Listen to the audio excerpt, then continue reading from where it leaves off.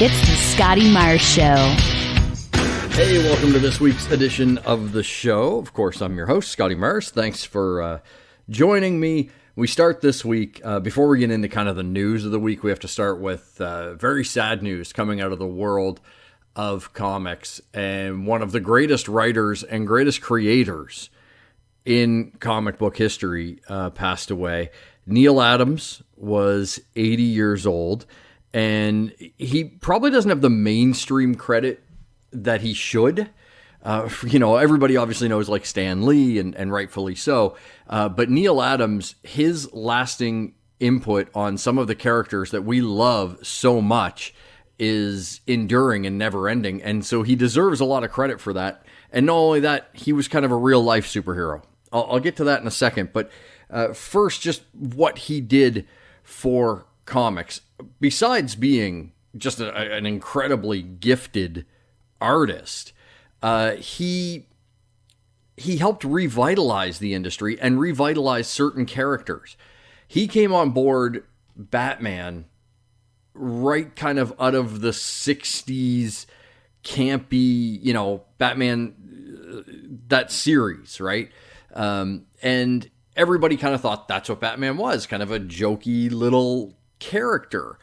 And when Neal Adams came in to draw it, along with Denny O'Neil, the writer, they took all that campiness and silliness away from the character and kind of grounded Batman into a more realistic take. And that is the basis of the Batman we get today, whether it's Christopher Nolan's films, whether it's, the most recent with Robert Pattinson that Matt Reeves did, anything that Zack Snyder did, anything anybody did, really, even Tim Burton stuff.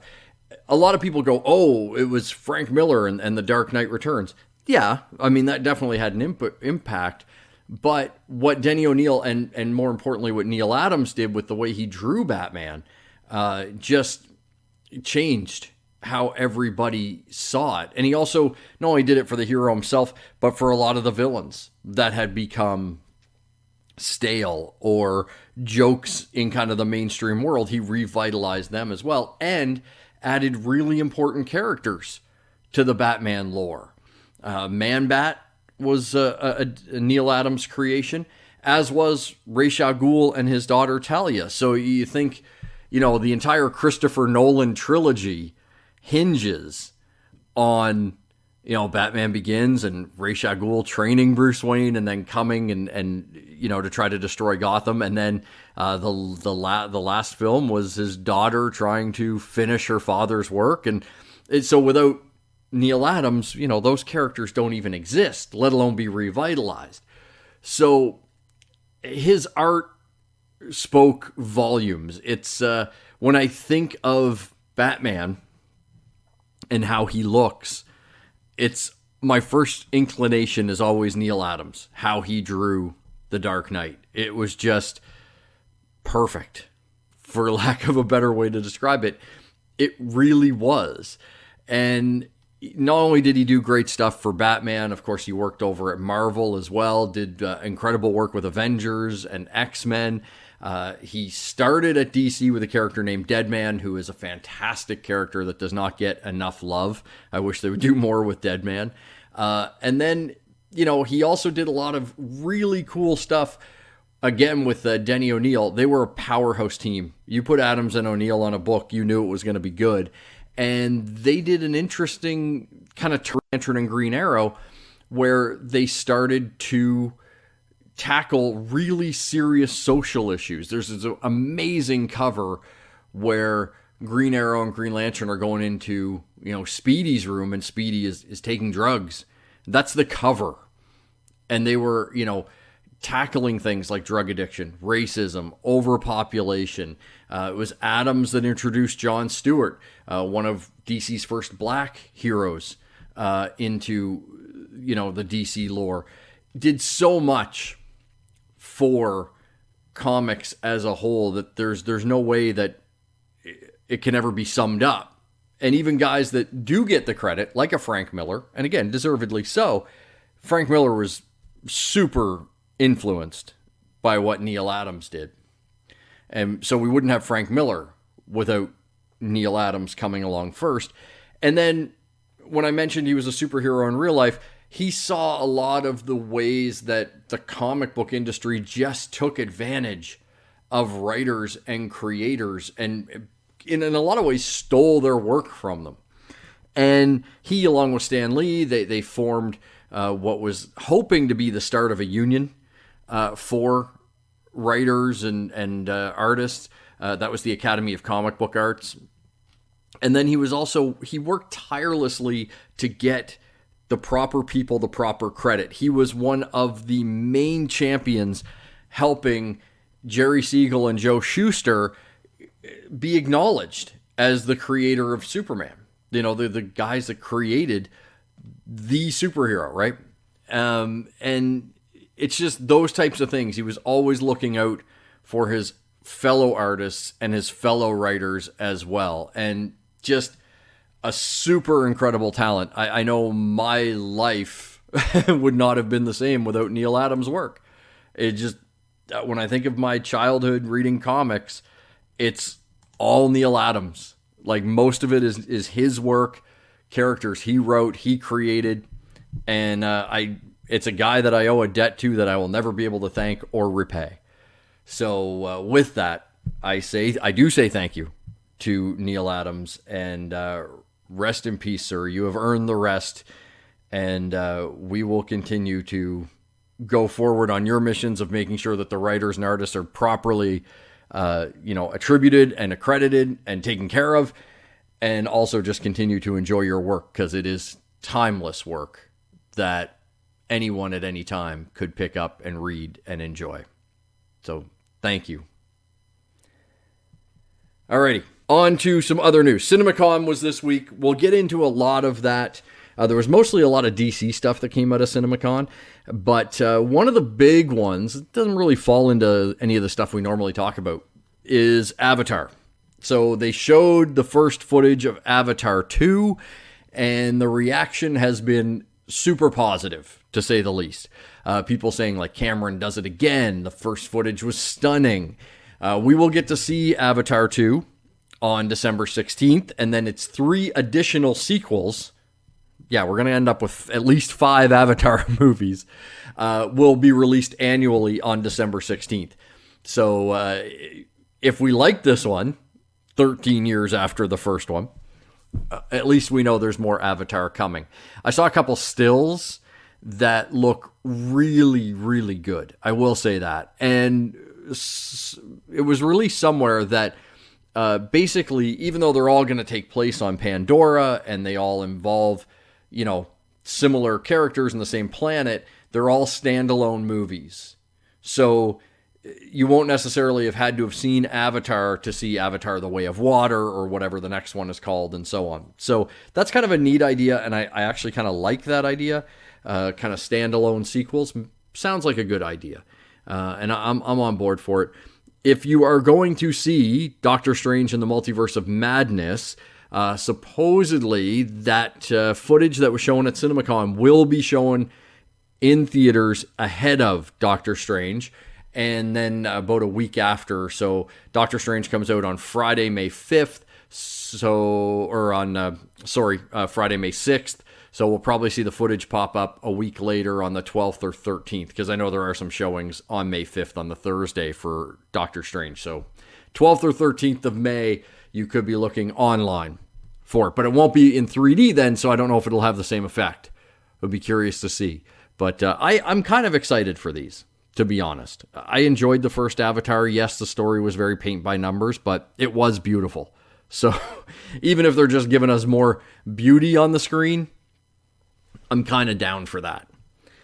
On to Marvel news. Moon Knight is about to wrap up. The last episode may have been my favorite episode they've done so far. It was so well done into the split personality of Mark Spector, and just really amazing job by Oscar Isaac in it. And you barely saw Moon Knight in the episode, just a couple of times, but it worked really well. Now, my only fear heading into the last episode is there's still a lot to unpack. I won't spoil where they're at, but there's a lot left to do to get to the conclusion that you expect to get to with the show. So that worries me a little bit that there might be too much in this last episode. And I did read a report that the last episode is actually the shortest episode, which is like, how the fuck is that going to work? You got the most to do in the shortest amount of time. All right. I mean, I'm on board. But I am a little worried that it might feel a little rushed. Hopefully it doesn't. But Moon Knight's been a huge hit. And I think part of the reason why I'm enjoying Moon Knight so much is that it's not connected to the greater MCU. It's the same world, but they're not referencing, it's not like, oh shit, Moon Knight might not be able to save the day, but someone go get Winter Soldier. Someone go get Black Panther. Like, nobody's doing that. And it makes it feel like a very contained story. And one that, like, most of the time you forget that this is the MCU world, which I think is a good thing for the show. I actually do. So we'll see how the last episode wraps up. Doctor Strange and the Multiverse of Madness is about to hit theaters pretty much everywhere except China. It looks like that it will not be opening there. There's 12 seconds of footage that Disney refuses to take out where America Chavez's character references her mother's. And apparently because of that, China is no longer expected to screen the movie. That follows up last week. It was announced the movie's been banned in Saudi Arabia and in Egypt. And now China, over 12 seconds of footage where she mentions her mother's. I give Disney credit. They're not going to cut that out of the film. It will hurt box office. I mean, China is a huge market, but it's a statement by Disney that that's the direction they want to go in, and I applaud them for it. And, it would have been easy to placate that market because it is so big and be like, yeah, you know what? We will give you a special cut and cut that out, but they're not doing it. So good on them. Spider-Man 4, whatever it will be called, from Sony. Sony is expecting Tom Holland, Zendaya, and John Watts to come back. John Watts, of course, the director. They all expect them to return. Makes total sense. But here's the kicker.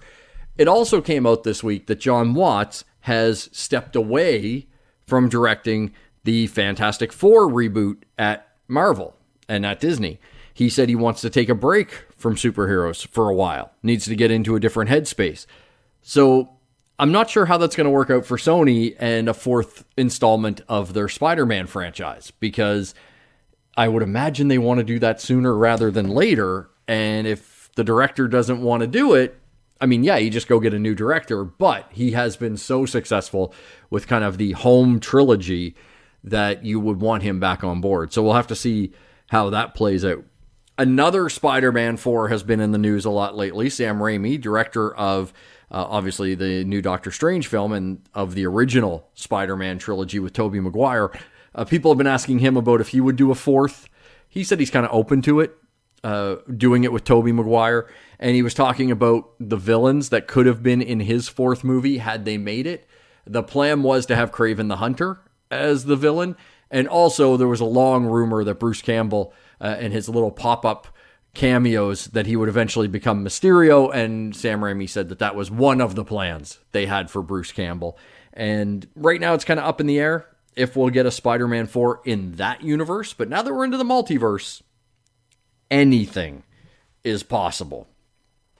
Some Marvel movies have switched release dates, so I'll get you up to date on that. Ant-Man and the Wasp: Quantumania, it moves up from July 28th, 2023 to February 17th of 2023.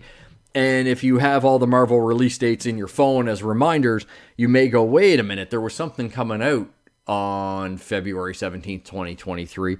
You would be right. That would be the Marvels. That has been delayed to, you could probably guess it, July 28th, 2023. So they're just doing some juggling around. Apparently the Ant-Man and Wasp movie is done. and it's just kind of waiting to be released. So the Marvels needs a bit more time. My guess is, much like a lot of the DC stuff that had to get juggled around, it's effects based. There is a massive backlog right now on effects, so it gives them more time to get those effects done and done properly. So I have to wait a little bit longer to see the Captain Marvel follow-up. Switching over to Star Wars, not a whole lot going on as Star Wars Celebration is coming up very soon. Then we will have a shit ton of Star Wars news, but right now everything's kind of holding until Celebration and then also until Obi-Wan hits. Ian McDiarmid, he was talking about Emperor Palpatine, and he said that his presence is in Obi-Wan. Take that how you will. I mean, we know Vader's there. It would not shock me if the Emperor popped up at some point as well, although nothing has been confirmed. People have been hinting that the show is loaded with cameos. So it would make sense to me to have the Emperor pop up at least once in the Obi-Wan series. And speaking of CinemaCon, as we did a little earlier, Disney, Star Wars, they had a panel, and they were kind of talking about all the things coming out in 2023. Rogue Squadron, the Patty Jenkins written and directed Star Wars film, that was absent from the CinemaCon panel, which is very weird because you would think if you have a Star Wars movie coming, you would want to promote that, at least to get people excited about it. But it was absent from their panel. But if you go and check all the release date information and upcoming projects, it's still listed as a 2023 release. So don't know what the hell is going on with Rogue Squadron. And it's very curious because at one point there was reports that the movie was trashed, that there was creative differences between Patty Jenkins and the good folks at Lucasfilm and Disney, and so they were just going to scrap the project. Then that report came out and said, no, that's not the case. She's still on board. We're still making it. And in fact, it's coming in 2023. And now we have a CinemaCon presentation where they don't say shit about it. But yet, it still says it's coming out in 2023. I don't know what the fuck is going on with this movie at this point. Like, I'm baffled. Absolutely baffled. So we shall have to wait and see to get confirmation one way or another about Rogue Squadron. I would say, though, at this point, you know, we're inching up on the halfway point of 2022, and we haven't heard of shooting Rogue Squadron, casting Rogue Squadron. I don't think it makes 2023, even if they still plan on making it. My guess is 2024 at the earliest, at the absolute earliest. But we shall see. Switching over to DC, CinemaCon was big for DC. They had footage for Flash, Aquaman, Black Adam, and Shazam. And the Shazam footage, people said it was great, very much in line with the first film, funny, heartwarming. And Black Adam's footage was supposedly very impressive. Aquaman footage sounded good.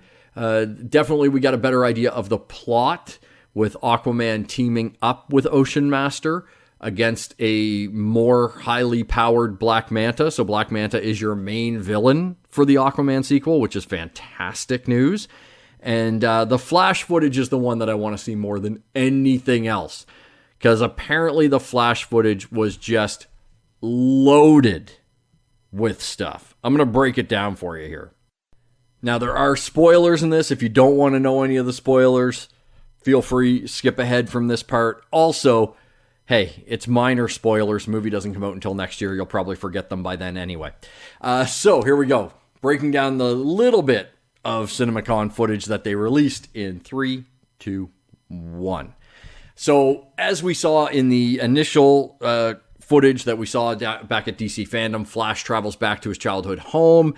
He apparently explores the house and just kind of looks around. So that's part of this footage. Then we see Wayne Manor. We see someone with white hair from behind, and the person opens a door to reveal 7 bat suits. So we're going to see quite a few different bat suits. Then it shows the Flash and Batman, Ben Affleck's Batman, riding his bat bike in a chase in daylight. So Batman in daylight, a little bit of a rarity in film. It happens in the comics. I saw some people complaining about that online, going, you can't have Batman in the daylight. pick up a fucking comic before you criticize something like that. Jesus. I'm sorry, like, that's such a nitpicky thing to complain about. Yes, Batman is the Dark Knight, but he does fight crime during the day every now and then. It happens. We also see some Kryptonians, as it is confirmed Michael Shannon is back as General Zod. So we see him in a suit. We also see Supergirl. We knew she was there. And so that's going to be a fun little fight to see. And then this is the scene that I want to see almost more than anything else. So there's that sequence that we saw at the end of the footage from CinemaCon where there's Barry, Flash, another Flash, kind of the longer-haired Flash, and Supergirl, and Batman walks up to them. They kind of expanded on that, and he's got this new version of the Batsuit on, and he looks at the group, and he says, "You want to get nuts? Let's get nuts." Which is such a great line from the 1989 Batman movie, and Keaton delivered it so well then. It's amazing. And the biggest thing is this movie is really going to reshape the DCEU. The film universe, it is going to put things in different places. And I've heard different rumors on what happens with Ben Affleck's Batman, but it sounds really good. I really wish, like, this stuff came out April 26th, and as I record this, it's May 1st. So, little less, like, almost a week since they've aired this stuff at CinemaCon, and they haven't put any of this footage, whether it was Flash, Aquaman, Black Adam, Shazam, this stuff online yet. And it's like, what the heck? Come on, guys. And I know this happened a few years back, too. They showed a bunch of Aquaman footage at CinemaCon, and I don't know if they ever released the CinemaCon package of footage. We obviously got trailers and whatnot, but as far as the CinemaCon package went, I don't know that we ever got that. So, I don't know. I implore DC and the fine folks now at Discovery Warner Brothers, since the merger's going through, I implore them to put this footage online. Please. We want to see it, and it's just going to build hype for the movies. So, get it online. One little footnote for Shazam. It has been delayed again, but not massive. They pushed it back 5 days because when they moved it up, they put it on the same date as Avatar 2. Smart to push it back 5 days. Give Avatar a little bit of its own breathing room, and then Shazam can come out. You don't want to go head to head with Avatar 2. Regardless of the fact that it's been 13 years since the first one, they are going to spend a shit ton of money promoting that movie because they do have another 3 of them in the can, so they need it to be a hit. So they're going to spend a ton of money promoting Avatar. So, yeah, step it back. Give it a little bit of breathing space. In other Aquaman 2 news, a petition was launched online to have Amber Heard removed from the film. Apparently, I read a report, I don't know if this is true or not, that she's got about 10 minutes of total screen time. So it doesn't appear that Mira is a very big character in the sequel. And the way the trial is currently going, it's definitely not putting her in a good light. And people definitely don't want to see her. The petition very quickly skyrocketed over 2 million signatures in a very short period of time. I don't know that Warner Brothers will do that. There is time, since Aquaman 2 doesn't come out till next year now. There is time to go in, and if she has such little screen time, you could probably reshoot her stuff or shoot around it, but I'm not sure that there's an appetite to cut her out totally from the film. But we'll have to see. I think it all depends on how this trial plays out. If it keeps going the way it's going, I could see Discovery Warner Brothers kind of saying, we need to do something, because it's not a good look that we have her in the film. And especially if the trial continues to play out and public sentiment seems to be more on Johnny Depp's side right now, then it's really not a good look that they ditched Johnny Depp out of his franchise and kept Amber Heard in hers. So again, I think we have to wait until this trial is done. And if the trial ends with enough time for them to maybe make some changes, if things stay as they are today, I could see it happening. Over on the CW, a couple of shows got the axe.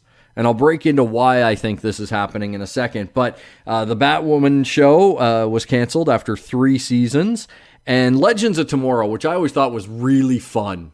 I thought that was a really good show. They introduced some really off-the-wall characters, some bizarre DC characters. Got to see some live action time there. That's been canceled after 7 seasons. There's already a petition launched online to save Legends of Tomorrow. I don't know if that will necessarily happen or not, but it's been a good run. I think the Arrowverse, 2 things. I think one, it just overall has kind of run its course. Like we saw Arrow's gone, Supergirl's gone. Now we've lost Batwoman, Legends. The Flash is still going, but for how much longer, who knows? I think, and then obviously they're starting this new Gotham Knights show. I don't know how well that will go over. I think there's a couple of reasons why this is happening. One, as I said, I think the Arrowverse has run its course. With the exception of Superman and Lois, that is continually doing well on the CW, and it is very well written, so I think they're okay keeping that going for the next little while. But the other thing is, now that Discovery and Warner Brothers have merged, and they came out with that statement like a couple of weeks ago now, where they said, we just kind of feel like there hasn't been the proper handling of the DC properties, and things haven't been as cohesive as we wanted them to be. I think this is a way to start to make things more cohesive. Because if you think about what Marvel's doing, and you can't help but compare, all the shows that Marvel has done on Disney Plus have been movie quality, right? They're shot, they look like movies. You can make the same argument for what's going on in the Star Wars universe, right? Like Mandalorian, Book of Boba Fett. All these shows look like they're the movies. There's no difference in the visual. You can't say that about the DC shows. And it worked for a while. Don't get me wrong, and I'm not crapping on the Arrowverse. I've enjoyed most of it. But it doesn't have the same feel, even with other DC television or streaming properties. If you compare the look and feel of a CW show, compare it to, Peacemaker, or you compare it to Titans or Doom Patrol, again, not this, it just doesn't feel the same. Whereas Titans, Peacemaker, Doom Patrol, they all feel like they're right out of the movies, or that you could see them on the big screen. Over here, the CW shows don't. So I have a feeling Discovery and Warner Brothers are starting to think like, we need to streamline this. We need to get everything looking at the same level of quality, maybe even all connected. I don't know if they're going to go that route yet, but we definitely want the same quality level like Marvel has, like Star Wars has, those things. So that's why I think we're going to slowly see the CW shows weeded out and dropped by the wayside. I feel bad for the cast. They've done amazing jobs. There's been some amazing portrayals of characters on the CW shows. So it's a bummer for them and a bummer for the creative people behind them, because they overall have done an amazing job. But I can see the mindset of more synergy and more connectedness by controlling it all on HBO Max. So we shall see if the cancellations continue for Arrowverse shows. And one last thing, and this is me tooting my horn, one last thing before we get out of here.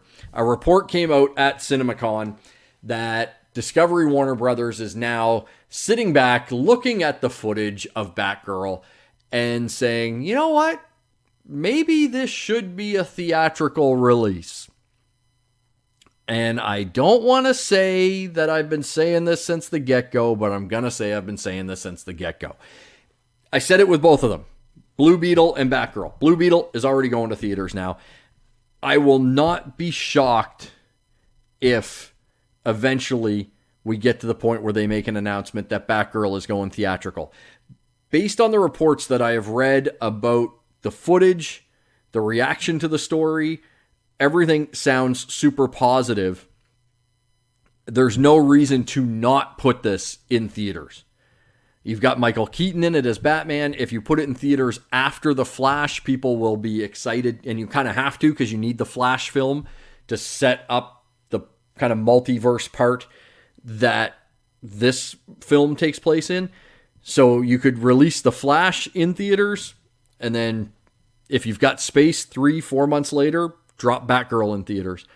But I've been saying it since they announced it, and now someone there, I'm convinced, I've said it to you before, someone at Warner Brothers listens. And that's fine. Just maybe every now and then, invite me to a screening or something. But other than that, I'm very happy to hear this. I think Batgirl deserves to go to theaters. I hope it happens. I'm looking forward to that. Just tooting my horn. It looks like I might have been right on both of these. It's rare that I'm right, so I'm taking the win when I can get it. Thank you so much for joining me this week, and we will be back again next week. So until we chat again, have a great week.